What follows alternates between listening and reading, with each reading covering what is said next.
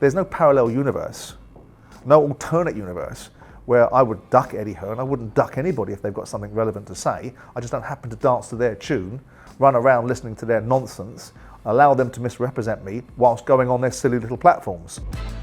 This is One-to-One with Simon Jordan. Don't forget to keep liking and subscribing, and of course, keep leaving those brilliant questions in the comment section below. But let's get on with this week's show.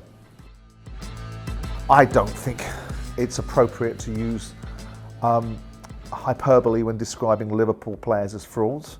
I think you have to look at somebody in the rounds and suggest that, is it a fair accusation to suggest any of them are frauds? Are they underachieving? Are they not doing what they should be doing? Is there a reason behind that? And do they let themselves down? Yeah, I don't think they're frauds.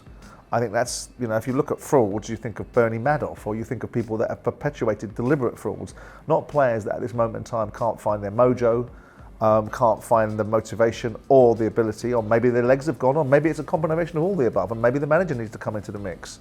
But I'm not going to get into the territory of chucking around terminologies like frauds. I'm quite susceptible to suggesting people that don't do things should be called out for it, and I'm quite susceptible to suggest that Liverpool players need to be doing a damn sight better than they are doing. But with all due respect, in a different format, I forecast, without wanting to be all-knowing Oz, that this Bournemouth game was going to be difficult, because Bournemouth were going to make it difficult, and the expectation levels after administering that beating to Man Utd was that Liverpool were back in the groove again. I didn't think they were. I think they just caught a perfect wave. United were dreadful. Liverpool had a moment, and we're back to where they currently are at this moment in time for whatever reason. And we could pick the bones out of that if you want. But I'm not going to get into the territory of saying that they're frauds, because I don't think Virgil van Dijk is a fraud. I think what he's doing at this moment in time isn't good enough. Well, Casemiro, despite being described as a steady Eddie by Graeme Souness, has had a pivotal influence on Manchester United. So the loss of him from any amount of games is not going to advance them, because he's been a key component of some of their best performances. Not always. There are times when he goes absent and missing, like a lot of them do. But I think the Man United side with Casemiro in it is far better. So I think it can have an impact. Now, this is a very up and down season, and you may yet still see sprints to the line. You may even, implausible though it would sound, might find yourself Chelsea going on a run. You never know, and you never know what's going to happen here. I think Newcastle winning yesterday was a very important result for them to get back on track. Otherwise, I think there could have been a possibility that I might have saved my bet. They might have dropped outside the top six, but they may well just have arrested that particular situation. But going to the key question, Casemiro, Man United cannot be ultimately dependent upon one player. All clubs have great players in their teams and are worse off for having them not there when they're absent. But they've got to be able to get their resources together, whether it's Sabitzer or whoever else is going to fill that particular gap, and do a job to be able to overcome whatever adversity they've got coming down the line, or whatever challenges, more to the point. But I think Casemiro has proven to be quite a substantial purchase, and flown in the face of some of the observations made, notably by the aforementioned Souness. So yes, I think it will be a challenge for them, but they'll have to overcome it. And if Ten Hag's got them going in the right direction and get them into a bounce-back mentality, they beat Real Betis in the middle of the week. Southampton gave them a tough game. We'll see. I would expect them to continue on a reasonable journey. Well, he's certainly operating at a very high level in English football. I think it's very difficult to suggest that he's the best manager in world football when you've got a variety of other managers out there operating with different conditions and different circumstances in different leagues. But if we make the argument, and it's regularly made and sometimes not explored, that the Premier League is the best league in the world, certainly it's the best financial league, if you're currently top of the tree and you're weathering storms and you're coming back from what people, including me, perceived could have been a mortal blow towards your aspirations of winning the Premier League when you lost to Man City, the argument has to be advanced that you are in the conversation for being one of the best managers around at this moment in time. Of course, you have to close the deal, you have to seal the deal, and you have to be in a situation where you substantiate your potential into an achievement. Then we can have that conversation.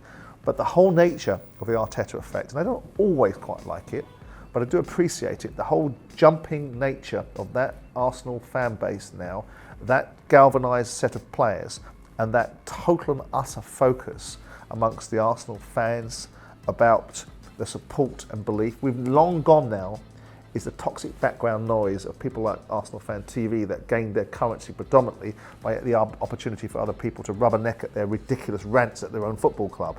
There's more of a unity, and a lot of that has been created by Arteta, because irrespective of him jumping around like a demented jack-in-the-box, he's got everybody at it. And to some extent, I quite admired him jumping around and putting people in their place and standing up to the Klopps of the world. Because who give them and the other managers that were currently in front of him at the time the God-given right to have the monopoly about who does the most histrionics? So I think Arteta is making a reasonable case for being in the conversation right now as one of the best managers around. But a manager is judged over a period of time, not a moment in time. And Arteta is in this moment, and we'll see if he can close this deal. And if he can close this deal, then I would say that he will be, if there were an award, and I'm not sure if there is, and perhaps someone can point out if there is, for the best manager in world football, like a Ballon d'Or for the players, there would be an argument for Arteta to get it if he wins this Premier League. Only if he wins this Premier League.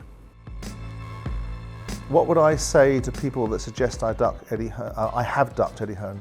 In what way have I ducked Eddie Hearn? I mean, I'm the person that called Eddie Hearn a coward, not as a bloke in terms of his ability to stand up to physicality, in his inability or lack of desire to stand up and address certain situations, ducking out of press conferences, misrepresenting things, baiting and switching, characterising conversations without answering questions. I think there's an element of cowardice about that, and I'll be happy to tell Eddie that, because apparently he's coming in to join us next week, because my understanding is that DAZN and people reached out and wanted to make sure that Eddie could have a conversation with me. Well, he's welcome to come and have a conversation with me. We've got a platform of 1.1 million listeners. Why would I want to go into anywhere else?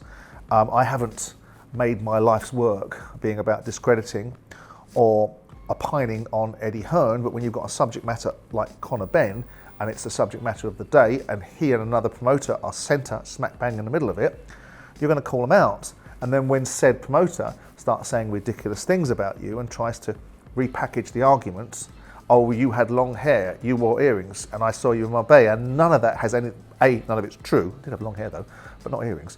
And they're nothing to do with the central conversation about what's going on with the subject matter.